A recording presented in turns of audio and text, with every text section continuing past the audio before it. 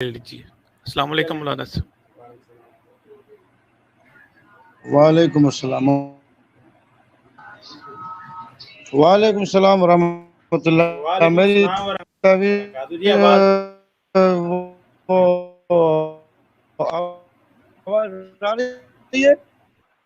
آپ کی آواز کچھ کٹ رہی ہے، کچھ صحیح ہے۔ جی جی جی آ رہی ہے آواز، اب آپ کی کریں بات۔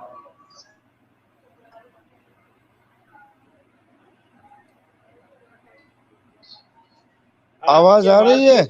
جی جی آپ کی آواز بریک ہو گئی تھی۔ جی اب آ رہی ہے، ابھی آ رہی ہے، اب آ رہی ہے۔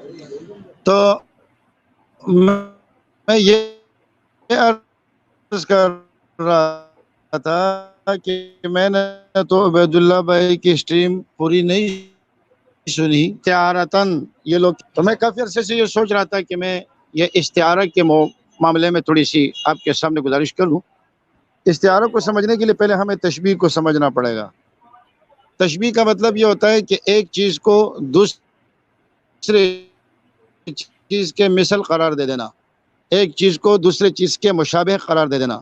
جیسے ہم کہتے ہیں کہ عبید اللہ لطیف شیر کی طرح ہے، تو اس کو تشبیہ کہا جاتا ہے۔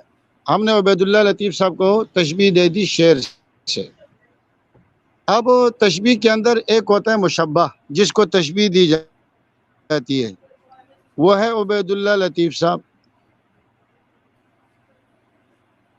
ایک کے مشبہ بھی، جس حرف تشبیہ بھائی شیر کی طرح ہے، تو کی طرح جو ہے یہ حرف تشبیہ ہے۔ وجہ تشبیہ کیا ہے؟ بہادری۔ اور ایک ہوتی ہے غرض تشبیہ، آپ تشبیہ کیوں دے رہے ہیں؟ ان کے بہادری کو اچھے طریقے سے کامل طور پر بیان کرنا، تو اس کو کہتے ہیں۔ ایک ہوتا ہے مشبہ جس کو تشبیہ دی جاتی ہے، وہ ہے عبید اللہ لطیف صاحب۔ ایک ہے مشبہ بھی جس کے ساتھ تشبیہ دی جاتی ہے، وہ ہے شعر۔ ایک ہے وجہ تشبیہ، جس وجہ سے تشبیہ دی جاتی ہے وہ ہے بہادری۔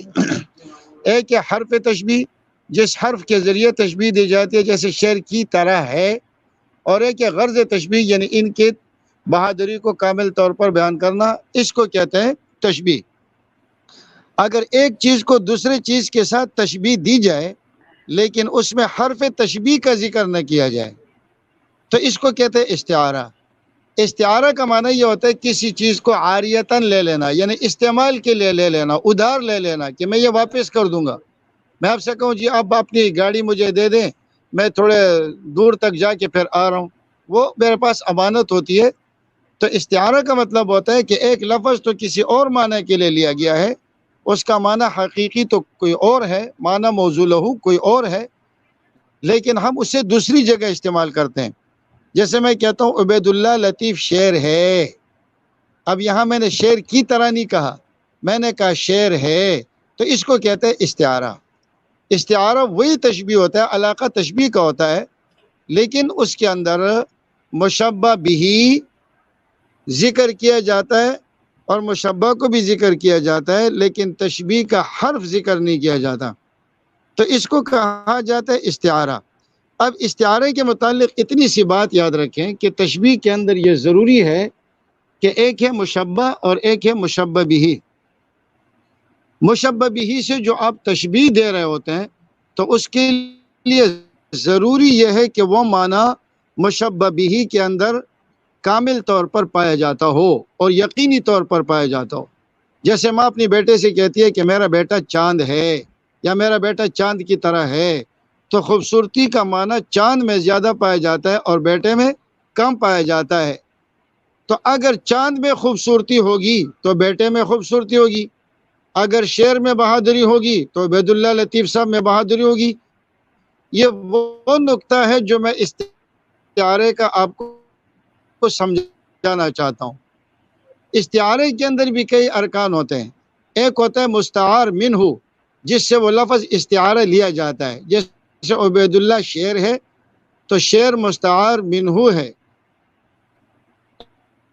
ایک مستعار لہو، جس کے لیے وہ لفظ ہم مانگتے ہیں، اور وہ ہے عبید اللہ لطیف صاحب۔ ایک اور مستعار منہ کے درمیان کوئی وجہ جامع کیا ہوتی ہے؟ تو وہ جو ہے بہادری ہے۔ اب اتنی بات اگر آپ کو سمجھ آ گئی تو انشاءاللہ قادیانی آج کے بعد کبھی بھی آپ کو استعارے کا دھوکہ نہیں دے سکیں گے، اس لیے کہ جس کے ساتھ آپ استعارہ لے رہے ہیں تو یا جس کے ساتھ آپ تشبیہ دے رہے ہیں تو اس میں وہ معنی پایا جانا ضروری ہے، جیسے شعر میں معنی پایا جانا ضروری ہے۔ یا مثال کے طور پر میں کسی سے کہوں کہ آپ میرے لیے میرے باپ کے مانند ہے، تو یہ میں اس کو تشبیہ دے رہا ہوں اپنے باپ کے ساتھ عزت و احترام میں۔ یا میں کسی بچے سے کہوں کہ آپ میرے لیے میرے بیٹے کے مانند ہے، تو پہلے تو میرے لیے بیٹے کا ہونا ضروری ہے، اور پھر اس بیٹے کے لیے میرے پیار کا ہونا ضروری ہے، تو پھر اس کے بعد میں کسی سے کہہ سکتا ہوں۔ اگر میرا بیٹا ہی نہیں ہے تو میں کیسے کہوں گا آپ میرے لیے بیٹے کے مانند ہے؟ اب مرزا قادیانی اگر یوں کہہ دیتا کہ انت بمنزلۃ الولد، تم لڑکے کی طرح ہو، تب تو بات سمجھ آ جاتی تھی کہ جیسے ایک پیار ایک باپ کو اپنے بیٹے سے ہوتا ہے، وہ محبت مجھے تم سے۔ لیکن یہاں مرزا قادیانی کہتے ہیں انت لی بمنزلۃ ولدی، آپ میرے لیے میرے بیٹے کے مانند ہے۔ یہاں لفظ جو استعمال ہو رہا ہے وہ ہے میرے بیٹے کے۔ اب مرزا قادیانی جو اس کی وجہ بیان کرتا ہے تو وہ کہتے ہیں اس کی وجہ یہ کہ عیسائیوں نے عیسیٰ علیہ السلام کو اللہ کا بیٹا قرار دیا، تو اللہ نے مجھے بھی اپنا بیٹا قرار دیا تاکہ عیسائیوں کو پتہ چلے کہ میرا جو وجود ہے اس قسم کے الفاظ تو اللہ نے میرے لیے بھی استعمال کیے ہیں جو عیسیٰ علیہ السلام کے لیے استعمال کیے ہیں۔ نعوذ باللہ، اللہ نے کہاں عیسیٰ علیہ السلام کے لیے فرمایا کہ تو میرا بیٹا ہے؟ اللہ نے کہاں یہ لفظ استعمال کیا عیسیٰ علیہ السلام کے لیے کہ تو میرا بیٹا ہے؟ بلکہ اللہ نے تو اس عقیدہ ابنیت کی اور عقیدہ الوہیت کی تردید کی ہے، بار بار قرآن نے تردید کی ہے۔ پھر تجھ سے پہلے بھی ایک نبی آئے اور اس نبی نے جس کے بارے میں آپ کا نظریہ یہ کہ میں ان کا ذل ہوں، میں ان کا بروز ہوں، وہ نبی جب اپنا کلمہ پڑھواتے ہیں تو وہ تو کہتے ہیں وَأَشْهَدُ أَنَّ مُحَمَّدًا عَبْدُهُ وَرَسُولُهُ، وہ تو عبدہ کو پہلے ذکر کرتے ہیں، رسولہ کو بعد میں ذکر کرتے ہیں، تاکہ یہاں کسی کو ابنیت کا شبہ پیدا نہ ہو جائے۔ تو عبدہ کہہ کر عیسائیوں پر رد کر رہے ہیں۔ آپ نے اگر رد کرنا ہے تو اپنے آپ کو خدا کا بیٹا کہہ کر رد کریں گے یا عبدہ کہہ کر رد کریں گے؟ ایک تو ہمیں قادیانیوں کا یہ فلسفہ سمجھ میں نہیں آ رہا۔ دوسری بات جو مجھے سمجھ آئی ہے وہ یہ ہے کہ یہ مسیحی موعود معاملہ اس کے برعکس ہے، یہ مسیحی موعود ہونے کا معترف اور مدعی ہے۔ یہ یہاں یہ بیان کرنا چاہتے ہیں کہ مسیحی موعود حضرت عیسیٰ علیہ السلام کے بارے میں عقیدہ یہ تھا کہ وہ اللہ کے بیٹے ہیں، تو چلے میں بھی ذکر کر دیتا ہوں کہ میں بھی مسیح ہوں، اس لیے میں بھی اللہ کا بیٹا ہوں، تاکہ کم از کم عیسائی تو مجھے مان لے، کم از کم عیسائی تو مجھے مان لے۔ انت لی بمنزلۃ ولدی تب درست ہوگا جب آپ اللہ کے لیے بیٹا ثابت کریں گے، اور جب اللہ کے لیے بیٹا ثابت کریں گے تو پھر مرزا قادیانی کہہ سکتا ہے کہ اللہ نے مجھ سے فرمایا کہ تو میرے لیے میرے بیٹے، اور میں اپنے بیٹے کے متعلق یہ کہوں کسی بچے سے کہ تو میرے لیے میرے بیٹے عاصم کی طرح ہے، تو اب بات سمجھ میں آ رہی ہے کہ جو محبت مجھے اپنے بیٹے کے ساتھ ہے وہی محبت مجھے عاصم کے ساتھ ہے۔ یہ لفظ کہنا یہ ممکن ہی نہیں ہوگا، بلکہ آپ سارے آپ کیسے کہتے ہیں کہ انت لی بمنزلۃ ولدی؟ پھر دوسری بات یہاں پر وہ کہتے ہیں کہ اس سے روحانی بیٹا مراد ہے۔ اللہ کے لیے ہر قسم کی بیٹے کی نفی ہے، اللہ کے لیے لفظ ابن کی نفی ہے۔ انا یکون لہ ولد ولم تکن لہ صاحبہ، اللہ کے لیے نہ روحانی بیٹے کا لفظ موجود ہے اور نہ اللہ رب العزت کے لیے حقیقی اور جسمانی بیٹے کا لفظ موجود ہے۔ اللہ کے لیے علاقی ابنیت کو ثابت کرنا ہی کفر ہے، چاہے آپ اس کو روحانی طور پر کہیں۔ پھر یہاں اول تو یہ عبید اللہ بھائی یہ استعارہ نہیں، یہ تشبیہ موجود ہے اس کا ترجمہ یوں کیا جاتا ہے کہ تو میرے لیے میرے بیٹے کے مانند ہے۔ مرزا قادیانی کو صرف بات یہ ہے کہ اگر آپ استعارہ کے ذریعے اس اعتراض سے بچنا چاہتے ہیں تو حمل مریمی بھی استعارے کے طور پر تھا، پھر اس سے عیسیٰ ابن مریم بھی استعارے کے طور پر بنا، یہ مسیحی موعود بھی استعارے کے طور پر بنا ہے۔ تو اگر یہاں بیٹا استعارے کے طور پر ہے اور یہ حقیقی معنی نہیں ہے تو پھر آپ کو ماننا پڑے گا کہ حمل مریمی بھی استعارہ ہے اور مسیحی موعود بھی استعارہ ہے، اور استعارے کے اندر کوئی حقیقت ہوتی نہیں ہے۔ جب ہوتی نہیں ہے تو مرزا ان تمام دعوی جات میں جس کو وہ استعارے پر محمول کرتا ہے، ان تمام دعوی علامہ صاحب اپنے بڑی تفصیل کے ساتھ جو ہے اپنی بات کو واضح کر دیا، استعارہ کی تعریف اور استعارہ کہتے کسے ہیں، یہ ساری چیزیں بڑی وضاحت کے ساتھ آپ نے بیان کر دی۔ اللہ تعالیٰ آپ کے ایک معامل میں برکت دے۔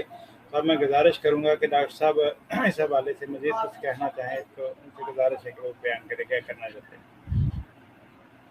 ہم نے بہت ہی خوبصورت وضاحت فرما دی کہ تشبیہ کسے کہتے ہیں اور تشبیہ دینے کا مقصد کیا ہوتا ہے، اور استعارہ کے بھی۔ اب یہ معاملہ ہے کہ یہ سورہ تحریم سے لے کے آتے ہیں۔ اب جو آخری آیت ہے اس کی 12 نمبر، وَمَرْيَمَ بِنْتَ عِمْرَانَ الَّتِي أَحْصَنَتْ فَرْجَهَا وَنَفَخْنَا فِيهِ مِنْ رُوحِنَا وَصَدَّقَتْ بِكَلِمَاتِ رَبِّهَا وَكُتُبِهِ وَكَانَتْ مِنَ الْقَانِتِينَ۔ اب جیسا کہ مولانا صاحب نے ابھی ہمیں سمجھا دیا کہ تشبیہ کیا ہوتی ہے، استعارہ کیا ہوتا ہے، اس کے اندر اس کے یعنی رولز ریگولیشنز ہیں، اس کے کوئی قوانین ہیں۔ اب 12 نمبر آیت جب آپ پڑھتے ہیں سورہ مریم کی، یہ کسی بھی قسم کی اس کے اندر نہ تو استعارہ کے آپ کو جو پوائنٹس ملتے ہیں، نہ ہی کوئی تشبیہ کے ملتے ہیں، بلکہ اگر ہم اس سے پہلے والی آیت پڑھیں، وَضَرَبَ اللَّهُ مَثَلًا لِلَّذِينَ آمَنُوا امرأۃ فرعون اذ قالت ربی، یہ تو ایک مثال پیش کی جا رہی ہے اس آیت 2 آیات کے اندر نہ۔ یہ اکثر لوگ کہتے ہیں جی استعارہ کے رنگ میں مریم یہ کیفیت ہوئی اور اس کی جو معضلہ رجولیت کی گئی اور اس سے روحانی بیٹا پیدا ہو گیا، استغفر اللہ۔ تو 12 نمبر آیت میں جیسا مولانا صاحب نے ابھی فرمایا، آپ کو کوئی بھی استعارہ کا کسی طرح بھی ہنٹ نہیں ملتا، بلکہ یہ تو ایک مثال دی جا رہی ہے۔ اب اگر مثال دی جا رہی ہے اور اس آیت کو یہ دلیل کے طور پہ لاتے ہیں تو پھر تو مسیل مریم ہونا چاہیے، نہ کہ مسیل عیسیٰ یا مسیل موعود۔ تو پھر تو یہ مسیل مریم بنتا ہے، مگر وہ بھی یعنی زبردستی بنانے والی بات ہے۔ تو یہ صرف ان کے منہ کی باتیں ہیں اور اس کے علاوہ کچھ بھی نہیں ہے۔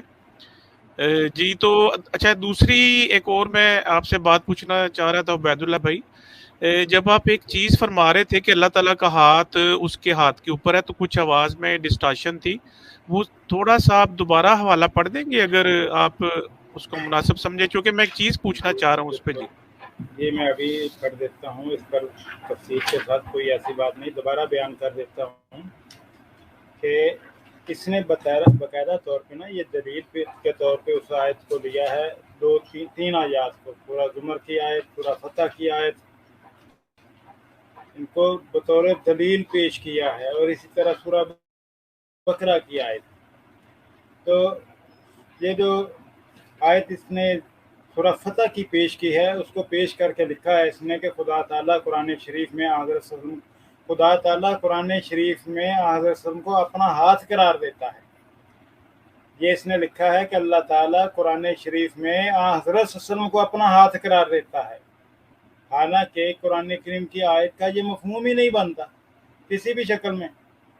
اور پھر لکھا ہے ید اللہ فوق ایدیہم، کہتا ہے خدا تعالیٰ قرآن شریف میں حضرت وسلم کو اپنا ہاتھ قرار دیتا ہے اور فرمایا ید اللہ فوق ایدیہم، پھر آگے لکھتا ہے ایسا ہی فرمایا بجائے کل یا عباد اللہ کے، کل یا عبادی، یعنی کل اللہ تعالیٰ نے فرمایا اس میں سورہ زمر میں کل یا عبادی الذی، اس کی بدائی کہتا ہے کل یا عباد اللہ کی بدائی یہ فرمایا۔ اور تیسری اس نے فذکروا اللہ کا ذکرکم آباءکم، یہ تینوں آیات پیش کر کے لکھتا ہے کہ پس اس خدا کے کلام کو ہوشیاری اور احتیاط سے پڑھو اور از قبیل متشابہات سمجھ کر ایمان لاؤ اور اس کی کیفیت میں دخل نہ دو، اور حقیقت حوالہ از خدا کرو यकीन रखो खुदा इत्तखाज़ वलद से पाक है, ताहम मुतशाबिहात के रंग में बहुत कुछ उसके कलाम में पाया जाता है, बस इससे बच्चों के मुतशाबिहात की पैरवी करो और हलाक हो जाए। तो ये अल्लाह ताला की औलाद या अल्लाह ताला की औलाद की मानंद करार देना, ये कौन सा मुतशाबिहात है? ये तो बिल्कुल वाज़ेह बात है। और जहाँ तक ताल्लुक था यदुल्लाहि फौका ऐदिहिम का, तो इसने में मिर्ज़ा कादियानी ने नबी सल्लल्लाहु अलैहि वसल्लम को अपना हाथ करार दिया, यानी नबी सल्लल्लाहु अलैहि वसल्लम को अल्लाह ताला का हाथ करार दिया है यहाँ पर मिर्ज़ा कादियानी के बकौल। हालांकि इस आयत से तो ये साबित ही नहीं होती, बल्कि आयत वाज़ेह है, इन्नल्लज़ीना युबायिऊनका इन्नमा युबायिऊनल्लाह यदुल्लाहि फौका ऐदिहिम, कि वो लोग जो तेरी बैत करते हैं वो सिर्फ अल्लाह की बैत करते हैं, अल्लाह का हाथ उनके हाथ पर है। ये तो नहीं कहा कि नबी सल्लल्लाहु अलैहि वसल्लम अल्लाह का हाथ है, यानी एक तो दजल ये किया कि नबी सल्लल्लाहु अलैहि वसल्लम को अल्लाह ताला का हाथ करार दिया इसने, और दूसरा इस आयत को इस अंदाज से पेश करना और अंत मिन्नी बिमंज़िलतिम वलदी की तायीद में पेश करना, ये भी इसकी सरी जहालत या दजल था। अगर हम इस आयत मुबारका में कहीं भी नबी सल्लल्लाहु अलैहि वसल्लम को अल्लाह का हाथ करार नहीं दिया गया, तो फिर तर्जुमा जो मैंने पेश किया वो भी तफसीर सगीर से पेश किया आपके सामने। अगर ये उज़र किया जाए कि सहाबा के हाथ पर तो अल्लाह ताला का हाथ था, अब नबी सल्लल्लाहु अलैहि वसल्लम का हाथ था, लेकिन अल्लाह ताला फरमा रहा है यदुल्लाहि फौका ऐदिहिम, कि अल्लाह का हाथ उनके हाथ पर था। ज़्यादा से ज़्यादा ये कहा जा सकता है कि नबी सल्लल्लाहु अलैहि वसल्लम के हाथ को अल्लाह ताला ने अपना हाथ करार दिया। हालांकि ये मफहूम भी दुरुस्त नहीं है मेरे नज़दीक। नबी सल्लल्लाहु अलैहि वसल्लम को अल्लाह ताला ने ना अपना हाथ करार दिया और नबी सल्लल्लाहु अलैहि वसल्लम के हाथ को अपना हाथ करार दिया। अगर हम इस बात को जो अल्लाह ताला ने बयान फरमाई है बगैर किसी तावील के मनोअन तस्लीम कर लें कि सहाबा के हाथ पर अल्लाह ताला का हाथ था, तो इसमें भी कोई मज़ाइका नहीं है, कोई मसला नहीं है। क्यों? क्योंकि अल्लाह ताला का वजूद किसी को नजर नहीं आता। अल्लाह ताला का हाथ कैसे नजर आ सकता था?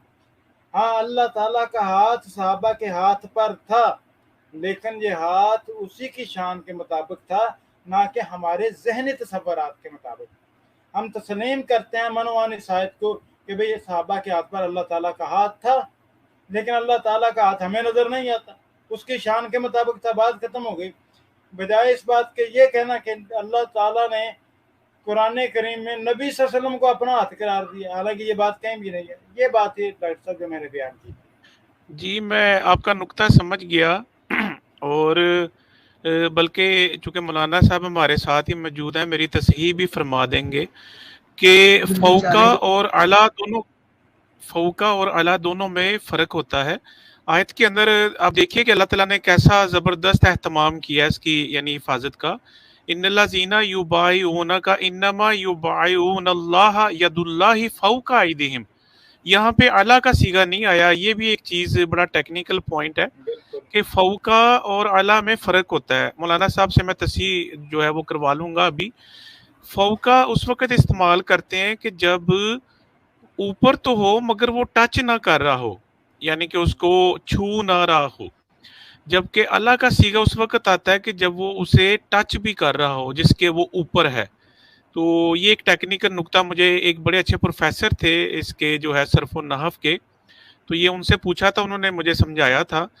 तो काफ़ी अरसा ही हो गया है, मैं मौलाना साहब से इसके बारे में ज़रा कंफर्म कर लूँ कि फौका अल्लाह ताला ने तो मज़ीद हिफाजत फरमाई है कि यानी मानवी तौर पे बात हो रही है कि अल्लाह ताला शाहिद है इस चीज़ के ऊपर। तो ये भी मैं ज़रा एक नुक्ता मैंने कहा इसके ऊपर भी ज़रा डिस्कस कर लीजिए। जज़ाकल्लाह खैर। जी ज़रा मौलाना अच्छा आप जी, बताइए। जी डॉक्टर साहब, आपको मालूम होगा कि ज़ुरूफ की ज़र्फ़ दो किस्म है, ज़र्फ़ ज़मान और ज़र्फ़ मकान।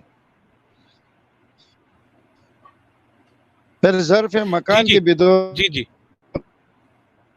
किस्म और मुबहम। तो ये फ़ौक़ो तहतो अमामो क़ुद्दामो यमीन यसार, ये सारे के सारे जो है ये ज़र्फ़ ज़मान मुबहम है। ज़र्फ़ ज़मान मुबहम है। आप कहते हैं आगे, तो आगे कितना आगे? अब मिसाल के तौर पर मगरिब हमसे आगे है जहाँ सूरज तुलू होता है, لیکن اس کو بھی ہم آگے کہیں گے. اور مشرق ہمارے پیچھے ہے اور دائیں بائیں آسمان اوپر ہے، آسمان اوپر ہے تو اس کو بھی ہم فوق کہہ دیتے ہیں. تو اس کے لیے ٹچ ہونا ضروری نہیں ہے، یہ مبہم ہے، جو ظروف زمان مبہم ہوتے ہیں. دوسری بات یہ جو کہتے ہیں ید اللہ فوق ایدیہم، جہاں استعارہ ہوتا ہے وہاں یہ استعارہ لیتے نہیں ہے، جہاں استعارہ نہیں ہوتا وہاں استعارہ لے لیتے ہیں. اب استعارہ یہاں ہے، یہاں ید اللہ سے مراد اللہ کی قدرت ہے، اللہ کی طاقت ہے، اللہ کی مدد اور نصرت ہے. تو ید بول کر کے یہاں طاقت اور قدرت اور نصرت مراد لی گئی ہے. تو جہاں استعارہ ہے وہاں یہ استعارہ مراد لیتے نہیں ہے. جہاں استعارہ نہیں ہوتا وہاں کہ ید اللہ ہے من یطع الرسول، عطا اللہ کی، جس نے رسول علیہ الصلوۃ والسلام کی اطاعت کی تو اس نے اللہ کی اطاعت کی. تو ان الذین یبایعونک انما یبایعون اللہ، یہ اصل میں تشریح ہے اس بات کی کہ من یطع الرسول فقط اطاع اللہ کی. یہاں تو نہ استعارے کی بات ہے اور نہ کچھ اور ہے. جو وہ لوگ آپ کے ہاتھ پر بیعت کر رہے ہیں گویا وہ اللہ کے ہاتھ پر بیعت کر رہے ہیں، اور اللہ کا ہاتھ ان کے ہاتھ کے اوپر ہے. کیوں؟ اس لیے کہ جو رسول کی اطاعت ہے وہ اللہ کی اطاعت ہے. تو جو رسول کے ہاتھ پہ بیعت کر رہے گویا وہ اللہ کے ہاتھ پہ بیعت کر رہا ہے. باقی اللہ تعالیٰ جسم سے اور اعضاء سے پاک ہے. جزاک اللہ. جی آپ نے بالکل صحیح فرمایا. اسی طرح مولانا سورہ تحریم میں بھی یہ ایسے ہی کرتے ہیں نا، وہاں پہ تو مثال پیش کی گئی ہے، یہ کہتے ہیں جی استعارہ کے رنگ میں ساری بات ہو رہی ہے. یہ بھی غلط بیانی ہے ان کی. وہاں پر دیکھیں ضرب اللہ مثلا، تو بہت کچھ کہتے ہیں یہ ضربہ کے بعد جب مثلا کا لفظ آتا ہے نا تو اس سے مثال بیان کرنا مقصود ہوتا ہے. ضرب اللہ مثلا للذین کفروا امرأۃ نوح وامرأۃ لوط، ضرب اللہ مثلا للذین آمنوا امرأۃ فرعون. اب آگے فرمایا مریم ابنۃ عمران، اصل میں بھی عبارت یہ کہ وضرب اللہ مثلا مریم ابنۃ عمران. یہاں مثال بیان کی جا رہی ہے، بلکہ ہمارے اردو زبان میں بھی ضرب المثل کہا جاتا ہے. ضرب المثل کے معنی ہوتا ہے مثال بیان کرنا، مثال کو پیش کرنا. پتہ نہیں یہاں سے قادیانی کیا ثابت کرنا چاہ رہا. علامہ صاحب یہ تو اللہ تعالیٰ نے اپنے بارے میں مثال بیان کرنے سے بھی منع فرمایا ہے قرآن کریم میں، اور اس کے اوپر قرآن کریم کی آیات شاہد ہیں. لیکن قادیانی جو ہیں وہ اللہ تعالیٰ کے بارے میں ایسی مثالیں بیان کرتے ہیں جو انتہائی گھٹیا قسم کی ہیں. جیسے مثال کے طور پہ اس نے کہا کہ اللہ تعالیٰ نے فرمایا کہ میں چوروں کی طرح پوشیدہ ہوں گا، یہ مرزا قادیانی نے لکھا. کبھی کہا تندوے سے مثال دی، تشبیہ دی. یہ ساری چیزیں بعد میں کہتے ہیں جی یہ اس پہ آ رہا ہے. حقیقت میں یہ اللہ تعالیٰ کی گستاخی پر مبنی. میں نے جیسا کہ بتایا کہ آئندہ سٹریم میں انشاءاللہ میں پوری وضاحت کے ساتھ مرزا قادیانی کا یہ دعویٰ کہ وہ اللہ تعالیٰ کی بیوی ہے، اور لفظ نہانی کا مفہوم، اور قاضی یار محمد قادیانی کی کتاب اسلامی قربانی کو ریجیکٹ کرنے کے سلسلے میں جو تعویلات کی گئی ہیں، انشاءاللہ لوگوں کو دھوکہ دینے کے لیے اس کا انشاءاللہ پوری تفصیل کے ساتھ پور کھولوں گا انشاءاللہ آئندہ جمعرات اللہ کے فضل و کرم سے، تاکہ سب پر واضح ہو کہ کس طریقے سے یہ لوگوں کو دھوکہ دیتے ہیں، دجل و فریب کا مظاہرہ کرتے ہیں. جی ڈاکٹر صاحب مزید کچھ کہنا چاہیں گے آپ؟ جی عبید اللہ بھائی بہت شکریہ، جزاک اللہ خیر. مولانا صاحب نے بھی آج تشریف لائے، ماشاءاللہ بہت اچھا لگا جی، کافی علمی چیزیں ملی آپ دونوں سے. جزاک اللہ خیر. مولانا صاحب آپ کچھ کہیں گے؟ بس میں صرف اتنی بات کہوں گا نا کہ یہاں جو چیز منظوری نظر ہے وہ کیا ہے، بمنزلتی ولدی. یہ نہیں فرمایا کہ تو میرے لیے بیٹا ہے، فرمایا تو میرے لیے میرے بیٹے کے بمنزلہ ہے. ایک ہوتا ہے بمنزلت الولد، اس وقت معنی اور بنتا ہے. ایک ہوتا ہے بمنزلتی ولدی، تو میرے لیے میرے بیٹے کے مانند ہے. مرزا بیٹا ثابت ہو یا نہ ہو، اللہ کا تو بیٹا ثابت ہو گیا نا. ہو گیا کہ بالکل اللہ کا کوئی بیٹا ہے اور مرزا اللہ کے لیے اس بیٹے کے مانند ہے۔ ہم آپ سے یہ سوال نہیں پوچھ رہے کہ مرزا اللہ کا بیٹا بنتا ہے۔ مرزا نے تو یہ کہا ہے کہ اللہ فرماتے انت لی بمنزلتی ولدی، آپ میرے لیے میرے بیٹے کی مانند ہے۔ جیسے میں کہتا ہوں نا کہ فلاں میرے لیے میری اولاد کی طرح ہے، تو اس کا مطلب یہ کہ میری اولاد ہے، میرا بیٹا ہے، اور تو میرے لیے اس بیٹے کی طرح ہے۔ تو یہاں اللہ یہ بمنزلتی ولدی، یہ جو یا ہے نا آخر میں متکلم، تو میرے لیے میرے بیٹے کے مانند ہے، تو مطلب کیا ہوا؟ اول تو یہ استعارہ نہیں ہے، یہ تشبیہ ہے۔ یہاں لفظ منزلہ آیا ہے اور یہاں ادات تشبیہ موجود ہے، اور آپ کو معلوم ہونا چاہیے کہ ادات تشبیہ میں جہاں آپ تشبیہ دیتے ہیں تو اس معنی کا مشبہ بہ میں پایا جانا ضروری ہے۔ تو مرزا کو مشبہ بنایا، اپنے بیٹے کو مشبہ بہ بنایا۔ جب مشبہ بہ موجود نہیں ہے تو تشبیہ کیسے ہو سکتی ہے؟ بنیادی زور جو ہم نے لگانا ہے اس بات پہ لگانا ہے بمنزلتی ولدی، آپ میرے لیے میرے بیٹے کے مانند ہے۔ پہلے اللہ کے لیے بیٹا مانا، اور پھر اللہ کو جو تعلق اپنے اس بیٹے کے ساتھ ہے استعارے کے طور پر چلو آپ نے اس کو مرزا کے لیے کر دیا۔ مرزا کے لیے استعارہ ہے، لیکن یہ ولدی کا کیا معنی ہے؟ اس سے یہ بچ نہیں سکتے۔ بالکل جی جزاک یہ اللہ۔ بات آپ کی، یہ نقطہ جو علامہ صاحب آپ نے ابھی بیان کیا ہے نا، حقیقت بات ہے کہ یہ نقطہ میرے ذہن میں بھی آج تک نہیں آیا۔ اللہ تعالیٰ آپ کے علم و عمل میں برکت دے۔ یہ ولدی والا جو نقطہ ہے نا، یہ میرے ذہن میں بھی نہیں آیا آج تک، جو آپ نے بڑی تفصیل کے